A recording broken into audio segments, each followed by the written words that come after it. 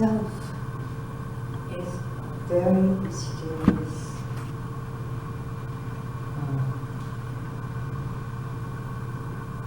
Can't call it a thing. It just exists, that's for sure.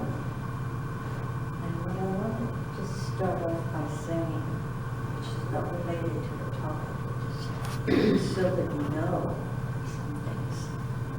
Sometimes when you don't feel, sometimes when the energy is not good, you don't feel that great. And it doesn't have anything to do with you. You want to be able to distinguish between what is your stuff, as it were, that's coming up, or whether you're just picking it up from the universe at large. So right now, and this is very interesting, right now there's a retreat going on.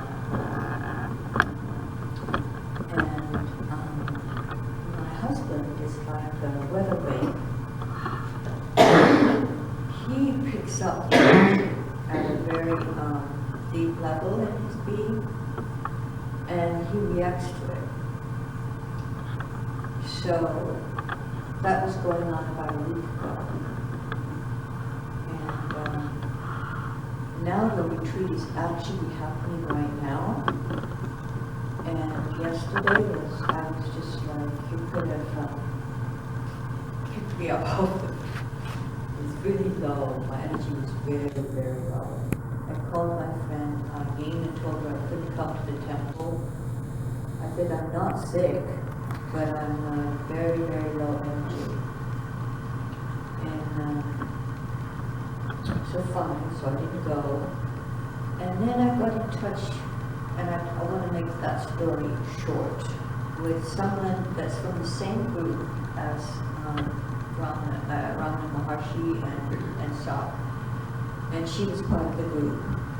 And on Facebook, we still communicate. And she brought up some subject about there are no coincidences, and talked about convergence and all this. And I said, well, is it the convergence, or is it that there's a retreat going on up north? I said, and then I said, there's weather in the world. Sometimes it's stormy weather. So you can pick this up inwardly, stormy weather. You don't feel good, your energy's low. Something's going on and you can't find anything that have anything to do with your stuff, as it were. And I was curious if she felt what I was feeling. So I just seriously asked her, what is your experience that you're picking up, a not good energy? And she said, yes. It's very interesting that can happen. She and I are both connected to that, to Sat. So she said that, and then it felt kind of comforting to know that there is somebody out there that shares your feeling. But what was very interesting is that Vasu was just in the best temperament. Who? Vasu. My husband. Is that unusual? That is. Oh. And it was as if, this is so odd, that while this energy we were both picking up,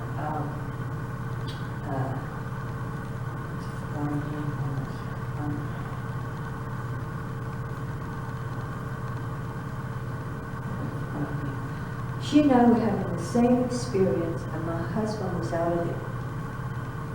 You would think, logically, that he would be part of it too, that he would be feeling exactly the same kind of energy that we were picking up. But he was outside of it, and he was a great aid to me, actually.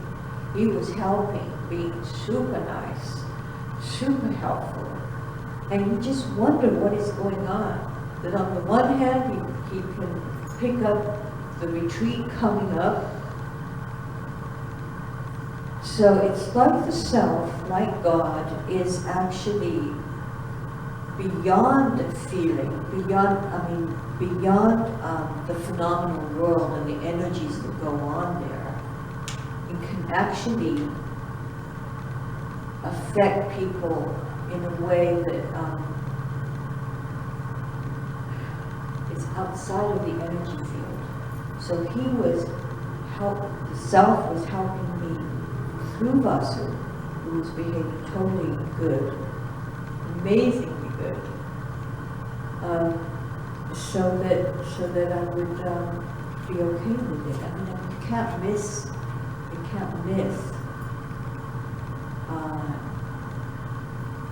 the aid that and plus the fact that Stephanie, Eileen, is that what you said? I forgot her name, but she's up north. That she was sharing my feeling. So that in combination helped it ease the difficulty. So I could be okay, but it's just curious to me that there is an intelligence, you could call it, that is actually transcendent of any energy at all that we might feel on a lower level, and can actually, it would seem, manipulate so that Vasu here normally goes berserk when the energy hits the fan, so to speak, and have him be just like, fine. And then, just because I wasn't feeling good, he was benefiting me. And you know, it's just like, it's beyond comprehension how all this is going on. You can't miss it. Somebody else would miss it. You'll never put two and two together. You would have to spend years and years of practice to be amazed by what's going on. So I just wanted to share that with you, and the thing that you should probably take away from this little digression is that amazing things go on, and there's energies that are not yours that you can pick up, that are not yours and not coming from you. And the best way that Rama used to explain it is that there's weather. And that weather comes by, and sometimes it's stormy, and it's not you. And you know, seriously, ultimately, it's not yours anyway, even if it is emanating from you, meaning you're misidentified with the body-mind and your ideas, and you don't like this, and you do like this, and then it's coming up for you, you know. That is also not yours. But at least you can distinguish between that and where it absolutely has nothing to do with you. And when it does have something to do with you, then you just have to realize that that comes and goes, and it's not you either. You are not who you think you are, meaning you're just awareness. And then you latch on and you say, oh, that's the way I am. I am an angry person, I am this, or I am that, or I'm just not, I'm just not worth it, or misidentify with that. Somehow put yourself down. But all of that is energy passing through. Our basic nature is very loving. And it runs through the entire gamut of life. So let's see, I picked something from this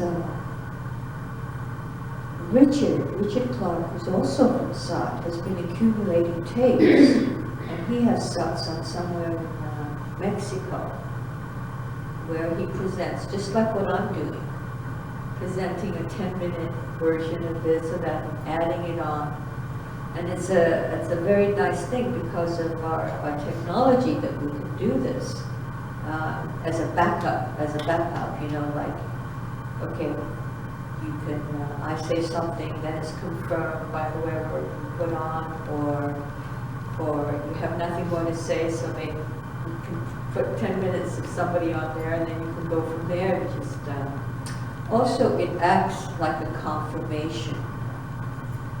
You know, you can have your talk and your discourse, but then you have confirmation from someone else that what he's talking about is actually real and true, and people share this, and light beings share this across the globe, that nature is the way it is, which is an intelligence and a consciousness, and it's nice to have that kind of confirmation.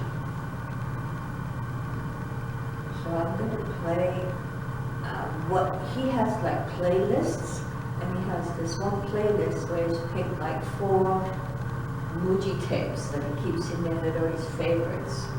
So I'm going to play one of his Muji tapes that he thinks is really good. And I don't know why we got this underwater sunlight instead of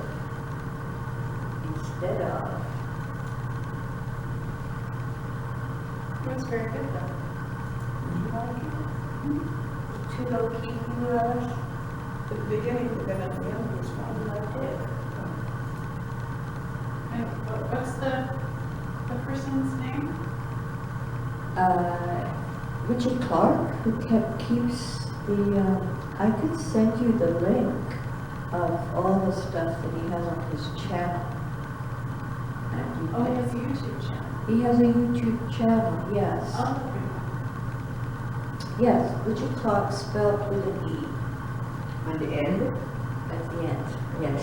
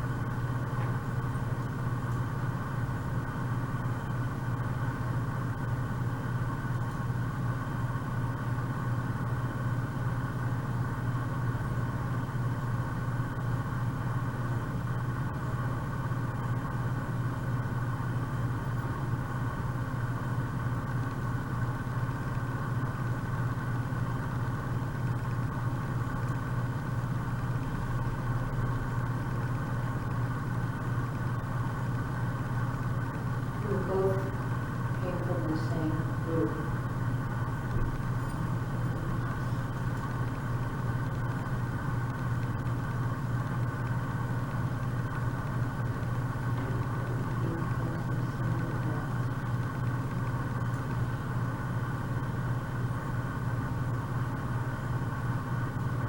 What did I pick this one? Original innocence. Come to a place of being prior to knowing.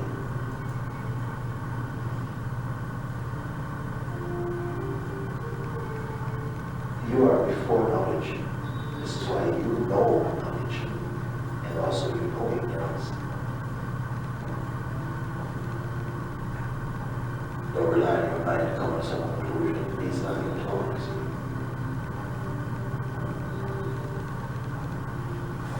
So you must start from now to start knowing. Stop relying on knowing.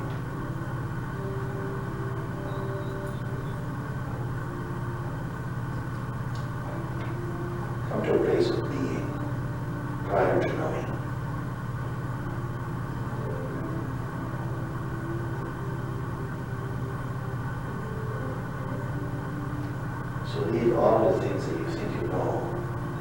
place where there's no knowledge. Before knowledge. Because you are before knowledge. This is why you know knowledge.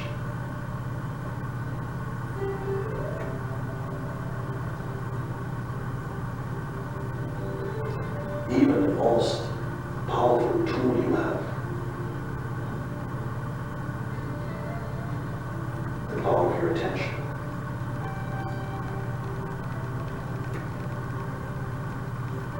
So intimate is attention that we call it high.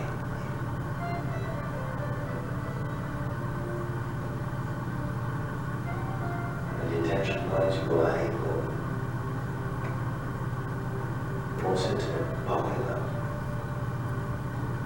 And yet you are early in attention because you can watch attention.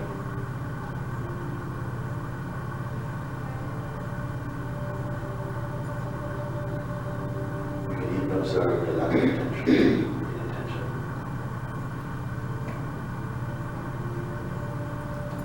So what is this from which all of that is perceived?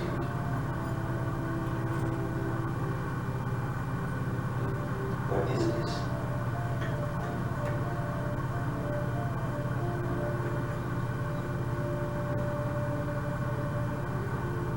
Come to that place of recognition now, because it is already here.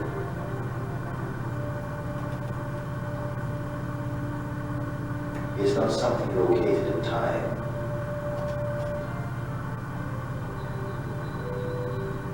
Or at the end of some practice, it will be awarded to you.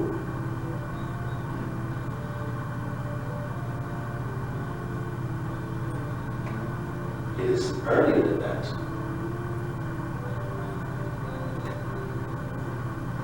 Even if you make the most incredible practice, you get the most incredible gift, it will still only be a phenomenon.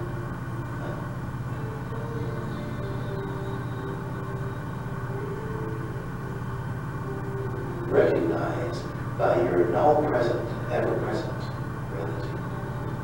What is this? Come to this place.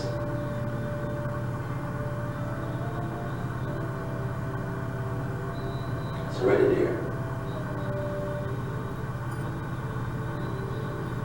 Even to say to you, come to it, is addressing only your attention, not you.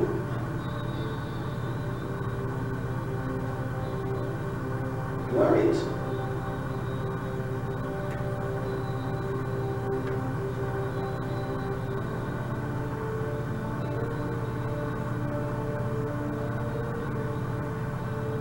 Bring your attention to this place.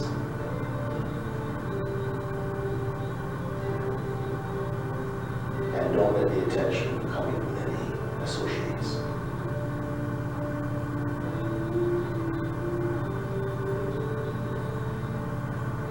Let your attention return to me. Don't bring any folders.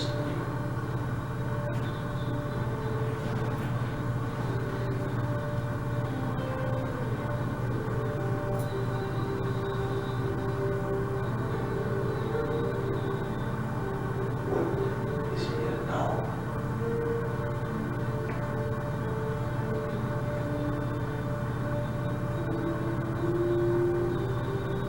What you know is going to happen after the body falls in your life now. Without using your mind, don't speculate, find out now.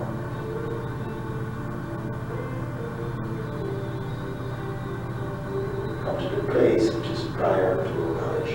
So don't speak from knowledge.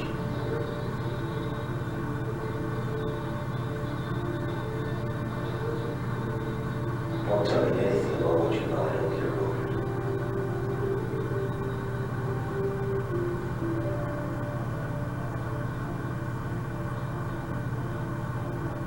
Speak from what you don't know.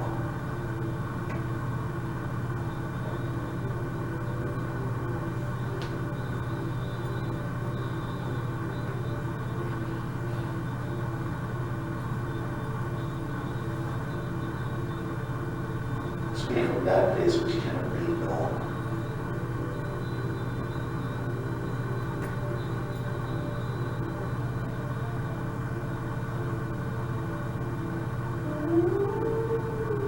So everything you know is turned nasty for you to be.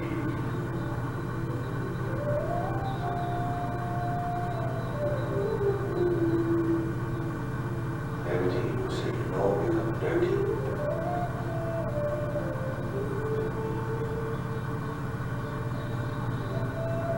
Go to the place prior to knowledge.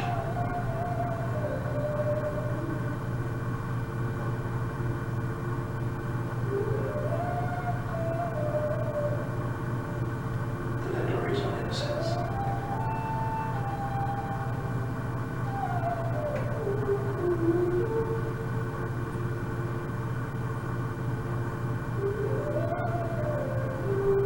What vehicle you require to go there?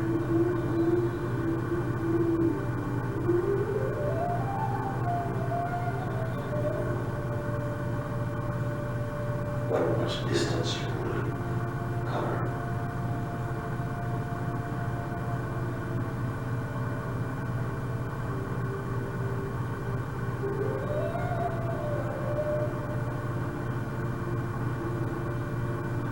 I have come to see you as that pure being. That's who you are for me.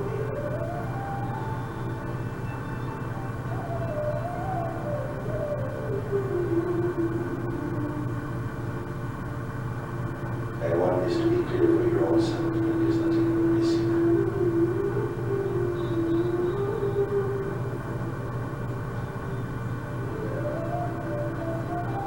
Nothing else in residence of any worth here.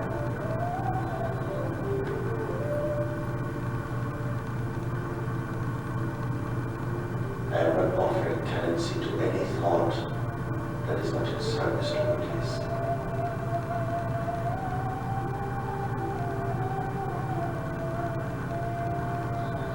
Till you come to this place.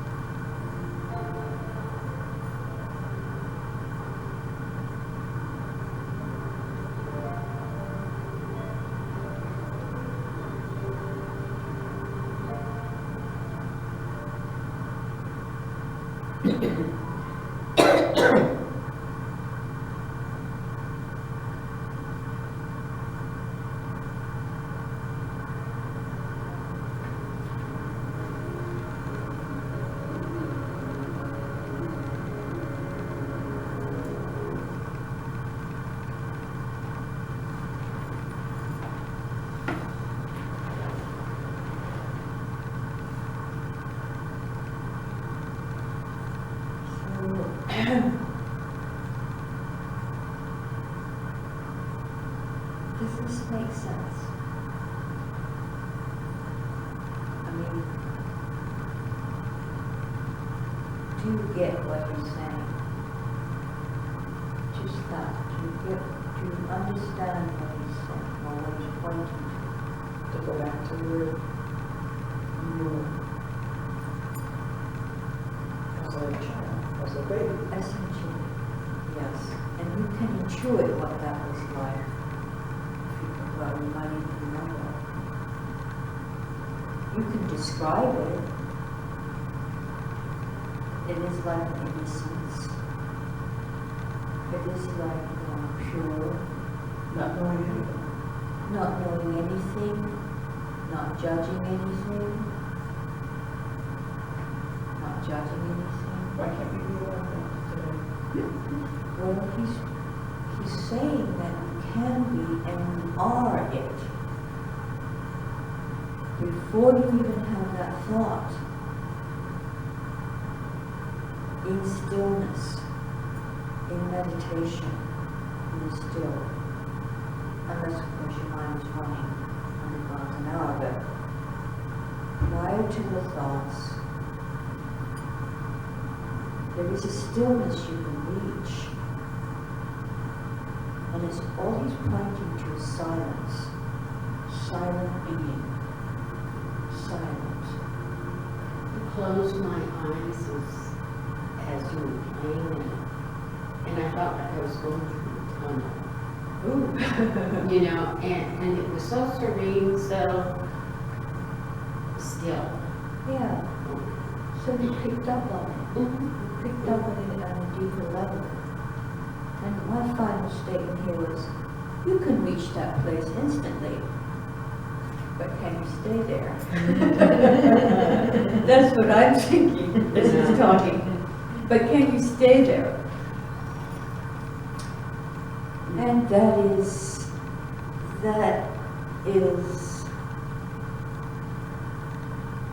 Unrealistic, because we have to live. well, yes, you can live, but you can live in that. But not in that trance. Not in a trance, and you're right. Mhm. And it's more like you have to go through a process of letting go of all your attachments,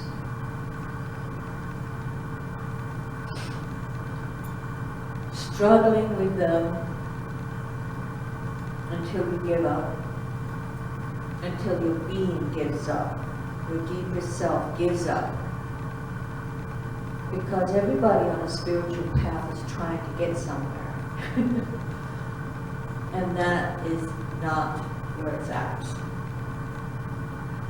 Nevertheless, you have to do it. You have to go through the struggle. You can't just decide, well, they pointing to the fact that we're already here, and reality is here, and you don't have to go anywhere, and you don't have to struggle, and you don't have to do anything, and you can feel the stillness even here and now. But when push comes to shove, out there in the world, living, there's some pushing and shoving going on. and the process, as far as I'm concerned, as far as my own experience has been, is that you have to go through it. You have to go through it in order to drop it. You have to go through the same doorway over and over again until you just it no longer matters. And that's the wonder about the self, because it happens through that, not through a sense of me doing anything, but through the self. Who you are, which is here and now, which is the power behind you, which is the grace behind us that is guiding this thing, that is making it happen.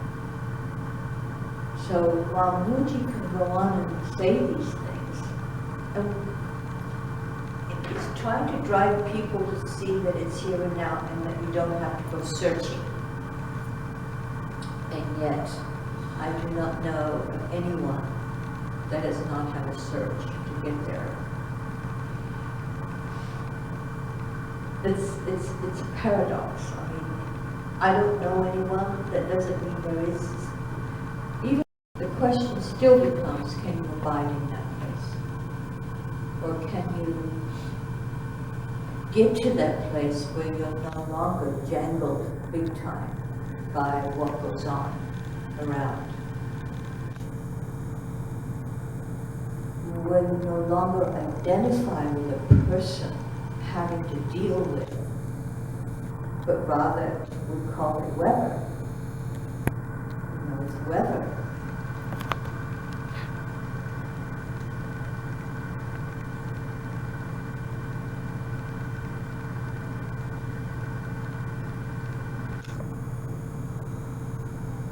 So what is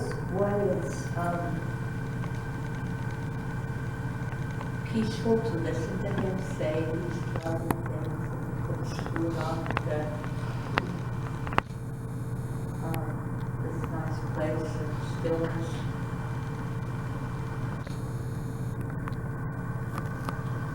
There is the practice, there is the going through the motions, as it were, of having to go through a journey, a spiritual journey, only to come back and find out that, what were you doing? You know? What were you doing? Before enlightenment, drinking tea. After enlightenment, drinking tea. Nothing's really changed, except that the surge has stopped and you've come to rest. And you're okay with things as they are.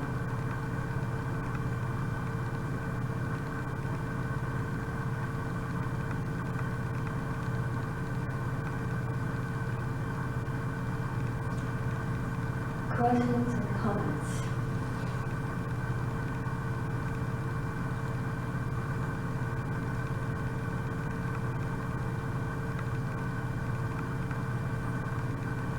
Is that part of the search, quieting the mind?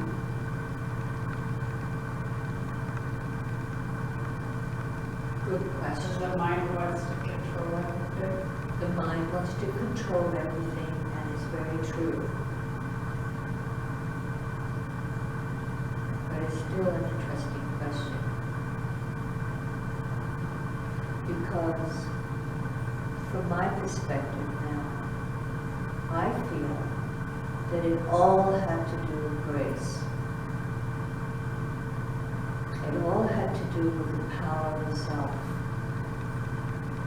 And all we really had to do was be interested, seriously interested in enlightenment. And it's kind of like you get to a place where you're ripe for it. You're ripe, meaning at some point you'll just drop off the tree. You'll just drop off the tree. I mean, what is it that makes somebody go up to the very edge of a cliff and then says, okay, I don't care, I'm just going to take this step. Bing. You see, the mind governs. The sense of misidentification in the body-mind is very strong. And it will hold you hostage until you have gone through, in a sense, have gone through so much, being rattled by this and that, and by having the rug pulled out from under you over this or that, or someone in your life is tormenting you, and that goes on and on and on and on, and by the mere fact of having it go on and on and on, at some point you just stop caring. I don't care about this anymore. I just don't care. Do it. Whatever. And there's grace.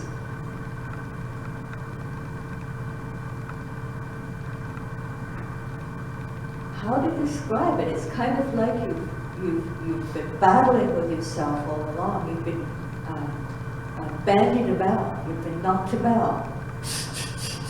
Really, it's yourself doing it to yourself. It's yourself doing it to yourself. But you've been hit. Mostly with ideas and thoughts. And why does that person do this? And why? Blah, blah. And then you want to be, you want to be enlightened at the same time. It's is going on, all this frenzied stuff, and finally you just drop it. And you drop it because it's just something that just happens at a very deep level. And then when you come out of it, you go, my God, why did I have to go through all of that? Because when you wake up from all of that, it's just very ordinary. You've not suddenly become a super being. You just simply come to rest. And you're free to. And there's nothing to defend. Nothing to defend. I'll say that real loudly. Nothing to defend. Gone home. Don't care. I can remember, and there's so much help you can get. You can get dreams. Does anybody here have dreams where you're shown something, a sense, you know, like for example, one time I can remember this dream. I was guarding about 3 eggs in a nest. These were my eggs. You know, I was trying to protect them, but the hedge was very low. Hedge was very low around this nest. And along comes this huge bird with a wingspan into infinity, comes swooping over to take your eggs. And the bird is the symbol of freedom. And you've been clutching on to some little something that you think if you lose them, you will lose yourself. It's because you're identified with the person.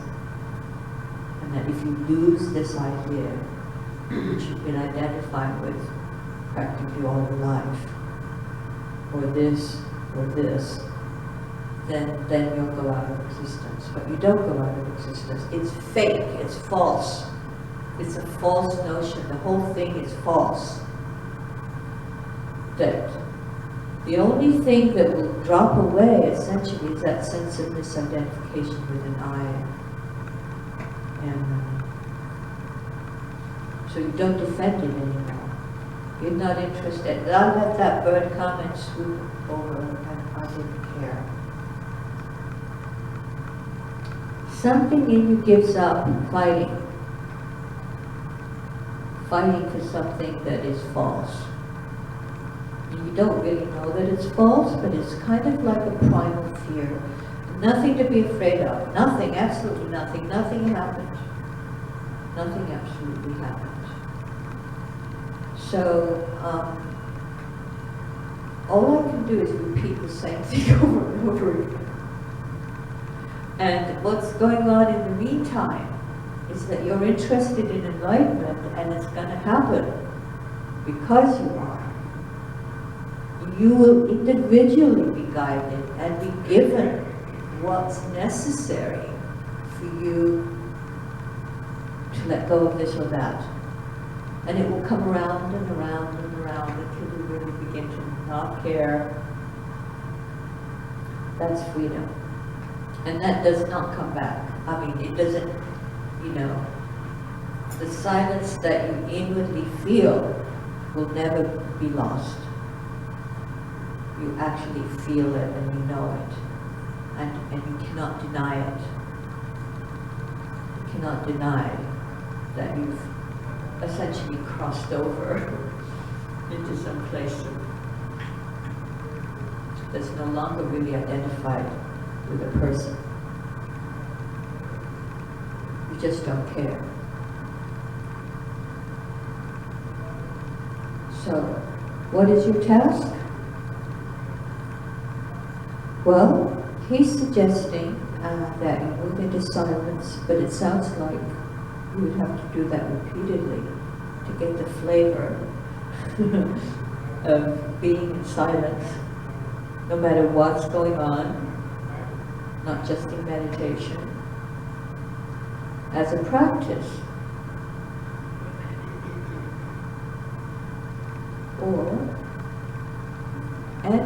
Or there's many different ways. I mean, you can do that for a while, then you can find yourself going through experiences in life and having that work on you so that you drop the attachment, the carrying, letting go.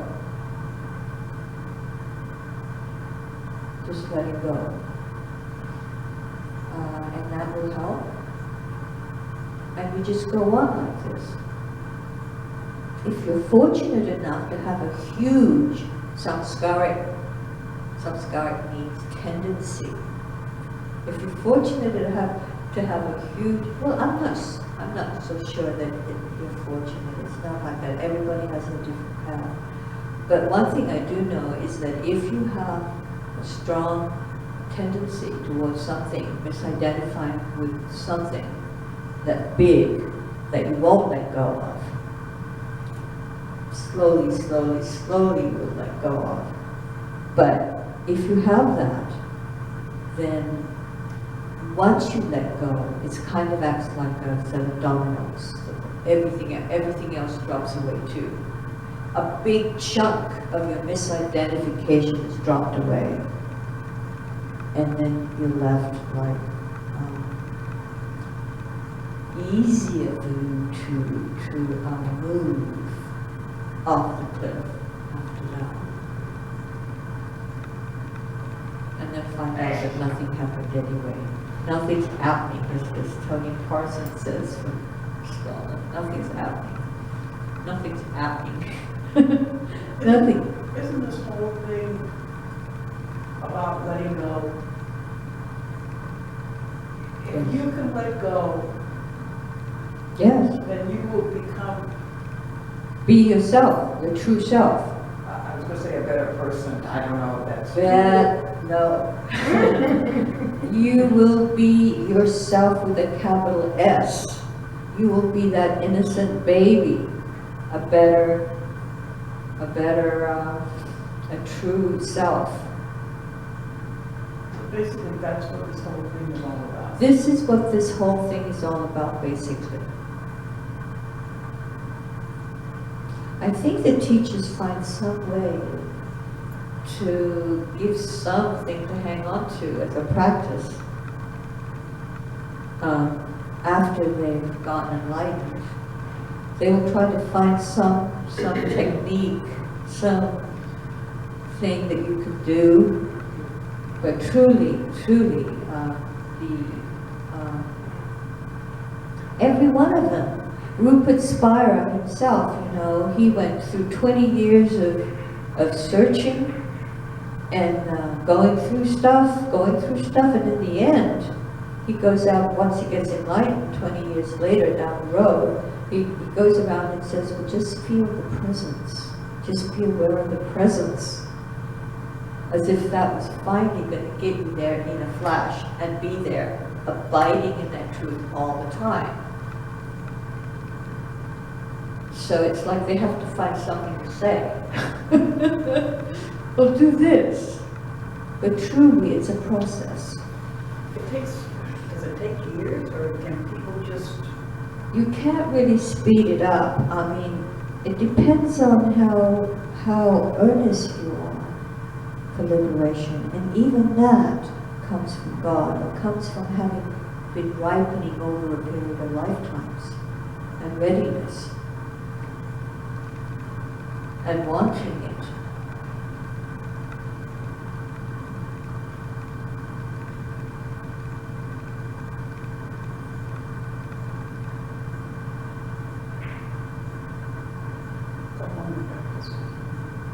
Go home and practice.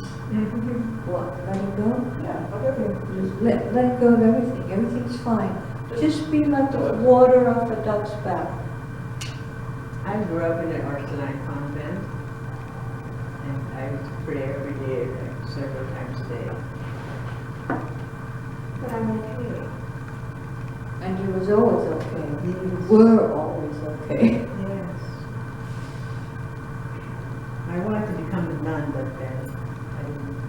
go further. Uh-huh. Uh-huh. Right.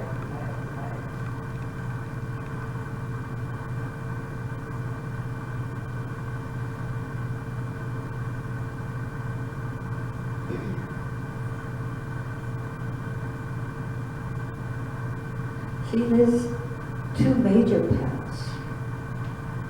Well, the Christian path is selfless giving. They're always trying to help others. That's one pathway, a pathway. And the purpose of it is we're always doing for others, and for others. And in this way, you diminish your sense of egoic self, me. Always your attention is on others. In this way, the purpose is to attenuate the sense of self.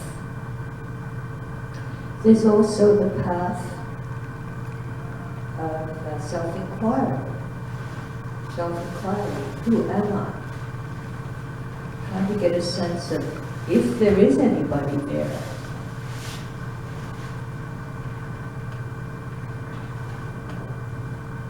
And then there's the path of letting go, or surrender, or devotion. That's all three of them are part of one. Devotion to the truth. Letting go. Let go. Let it be. Then there's the path of mysticism. Tells Castaneda. But they were dealing with forces out there. Beings and Cecil! Oh, Cecil! Oh, Cecil! Anyway, now that you're here, I'm going to play something for you. Oh, you know what, I want to hear that too. I gotta go. Okay, well, I'll play it again next Wednesday. The thing about physical pain. Yes. Yes. Well, I need the live. Okay, well, I'm going to play that now. I'm going to play it now. It's about 10 minutes long. Cecil, I forgot. I thought, I was thinking, oh, he's in too much pain to come. But then I forgot that the time had passed, and maybe you didn't know. No, I was aware of the time, but I got busy doing something. Oh! I just- Oh, okay. Well, anyway, you're here, and we'll play that tape, the physical pain. And if it's valuable, if it's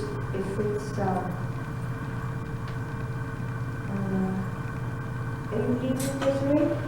Yeah. Okay, honey, so Pain is leave coming me back my magnet. You were pretty okay through the whole, but you were not grimacing through the whole thing. You were not grimacing. You have to be strong. Yeah, so leave Don't want to let people know that you're weak. I wanted to be here, because I wanted to report things with Lorna. I saw her 2 days ago, Yeah. and she's doing real well, and she says she cannot meditate.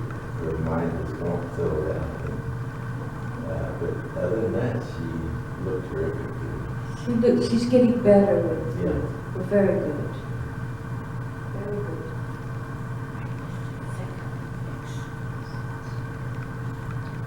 So,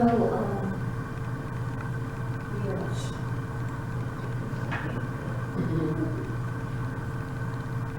Don't depend on them.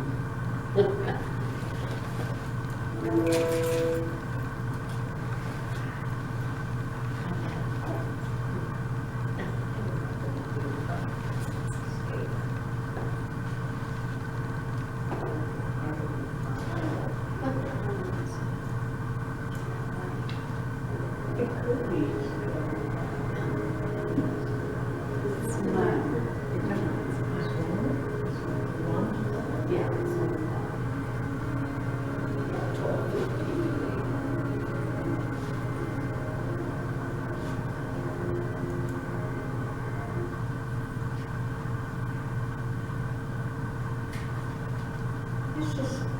appropriate subject, struggling with chronic physical pain, Anishanti.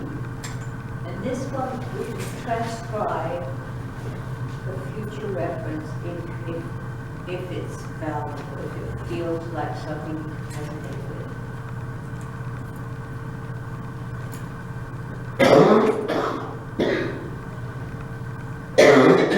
We talked a lot about mental struggles and how we run into so many blocks dealing with our mind. And I make reference to checking in with your body. Yes. I'm wondering if you can talk a little bit about some of the struggles that we have physically. Physically, in what sense? I just deal with a lot of chronic pain, and then coming to this kind of setting, then of course, when you sitting is crazy like Well, it's again, the suffering part, pain is pain. There's no necessarily getting away from pain. Suffering is something different than pain. It's very important to realize. Suffering is what's caused by the resistance to pain. And very often, an immense amount of our physical pain is actually caused by unconscious resistance to experiencing physical pain.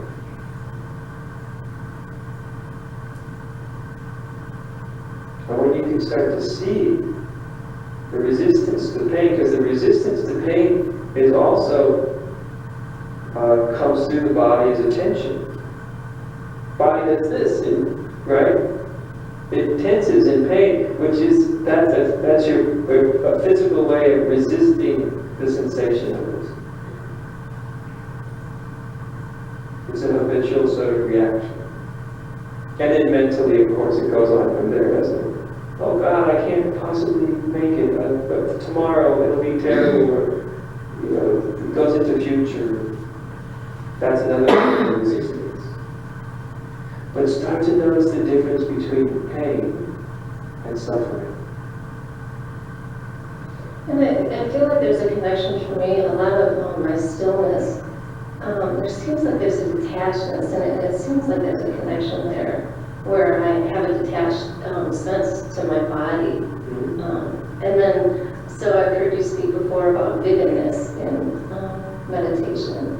And it feels like there's a connection to that between me, or for me, between having more of that drab experience versus something that's more vivid. Yeah. Well, the stillness that has any sort of resistance in it is going to be sort of dry. The stillness that's being used as a means to not experience something else, as a refuge, you could say, in any way, whether overtly or subtly, that will cause a certain, that is a sort of dual stillness. But then there's a different stillness, which isn't being used as a refuge at all, as a means not to experience or anything. It's just the already present stillness, which isn't a refuge, which isn't a escape, which isn't in opposition. It's just, oh, it is here. This awareness is stillness. It's vivid. I don't mean vivid that means like, you feel like you're plugged into an electric socket and you're, just like rays shining out from that. That's not the vividness I'm speaking of.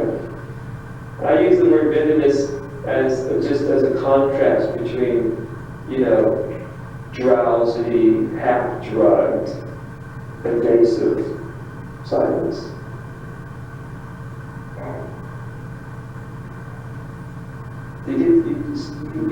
There's a difference there. It's almost like you can feel this in your body. There's a way of being still, which is almost like it's like a leaning back. It's almost like a witness position. You can almost, even if your body didn't move, you almost feel like a backward motion. And that's a certain type of stillness, and a certain type of witnessing. But that eventually has a dryness to it. Then there's a stillness, if you almost like lean forward, you lean into. And that stillness is bright. Not screaming bright, but it's just bright, it's vivid, it's present, it's here, it's now. It's also detached in the sense that it's not hung up in the goo, but it's detached right in the midst of everything. And you can literally feel the difference if you sit in your seat. You can sort of go back and it's sort of, you can just feel yourself disappearing in sort of a transcendent and very spacey and very, pleasant, but if you hang out there too much, all of a sudden it gets a little dry. It starts to dry up on you. And then you just lean forward a little bit and it's just like coming out of a fog.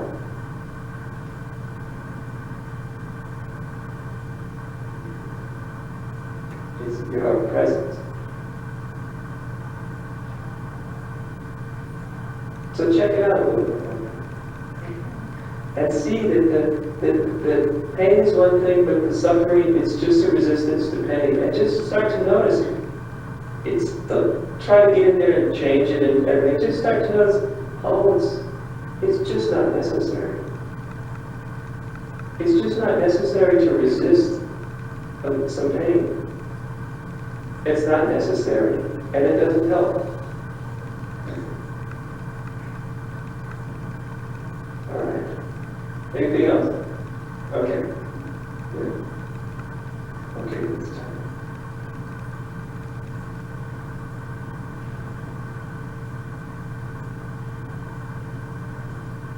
And be sensitive to your being too. Sometimes there's just pain. There's just going to be pain, but also don't push.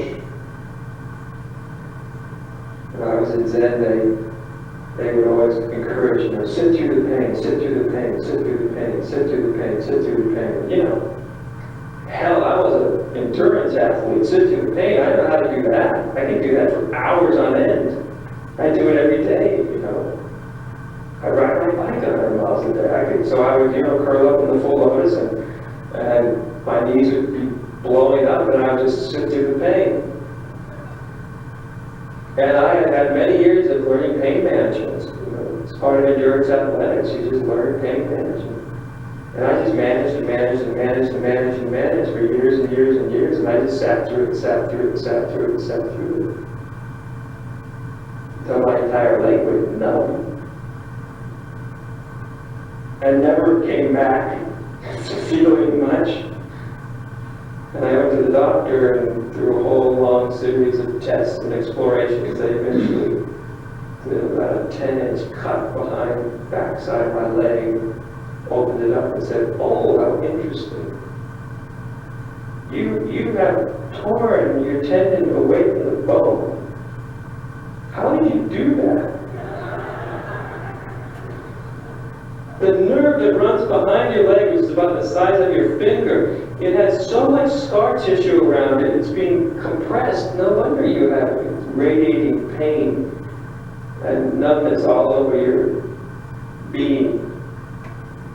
Oh, let us get rid of some of that scar tissue. And while we're at it, let's reattach that tendon to your leg here. It might help you. So they did all this wild surgery, and it was a real wake-up call. There I was, sitting, doing this to my body in the name of Buddhist compassion.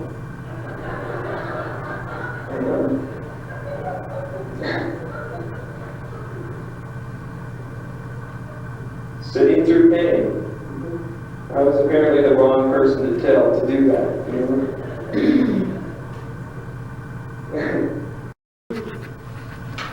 I was hoping I would be here on time, then Lorna would come, but and she says I would like to, but I don't want to be in a position to be there and not be able to be a part of it. Say that again, she doesn't want to be in a position. Well, she says just to sit there and not be able